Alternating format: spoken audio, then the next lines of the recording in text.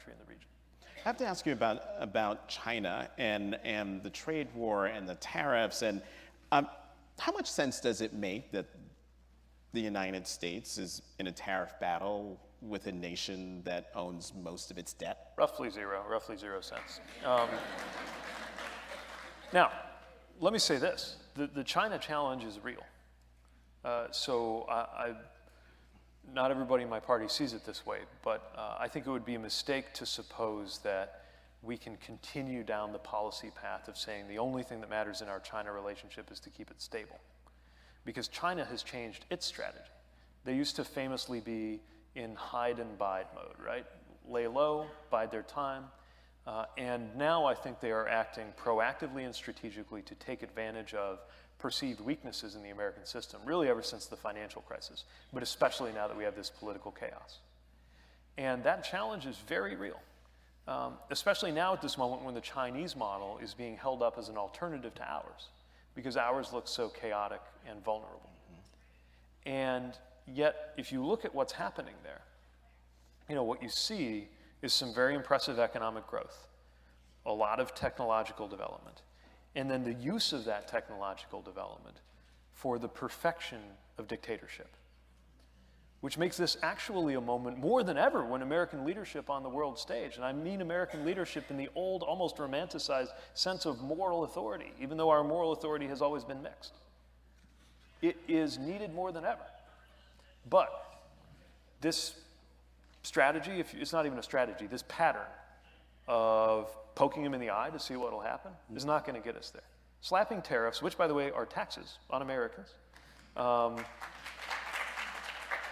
slapping tariffs on goods is not going to get them to change their economic model. If we really want to compete with China, we got to do two things. One is to invest in our own domestic competitiveness, like technology, education, infrastructure, and health, so that we're more competitive to begin with. The second is to try to make sure that the competition is actually taking place on good terms, terms that are favorable to us. Terms, for example, like having it still matter in geopolitics that you support and respect democracy and human rights. Or maybe something like climate diplomacy, where a country is powerful or prestigious in proportion to how good of a job it's doing leading globally on climate.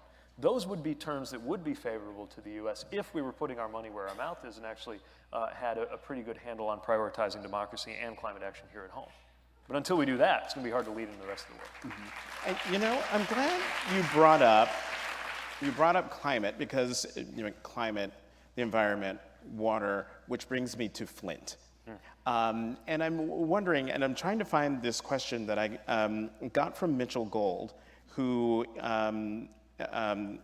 the furniture Mitchell Gold and Bob Williams, who from North Carolina, he's very interested in the environment, and he's also very concerned about clean water. And he wanted me to ask you about what is your plan, because there was just a story in the Washington Post just the other day about Flint still doesn't have clean water. People are still drinking and using poisoned water. You're president of the United States. What's your plan to finally get Flint clean water? Well, clean water is a right. Let's start by establishing that. And from a perspective of justice, as well as from a perspective of basic human development, it's unacceptable that Americans in 2019 are unable to get a glass of clean, safe drinking water out of the tap. Now, this happens to be something that every mayor thinks about a lot, because when you're a mayor, you're in the business of getting everybody clean water. It's probably my most fundamental responsibility to the people of South Bend. And there's obviously a long and ugly story, largely involving the relationship with the state of how Flint got to where it is.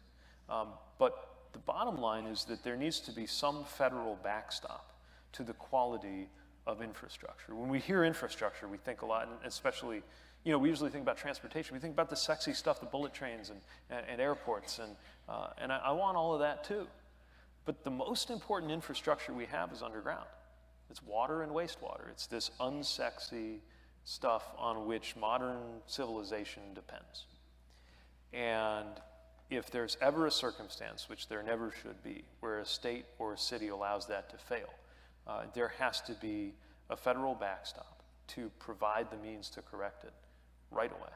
If we can get clean water to a base in Afghanistan, then we can get it to Flint if it's a priority.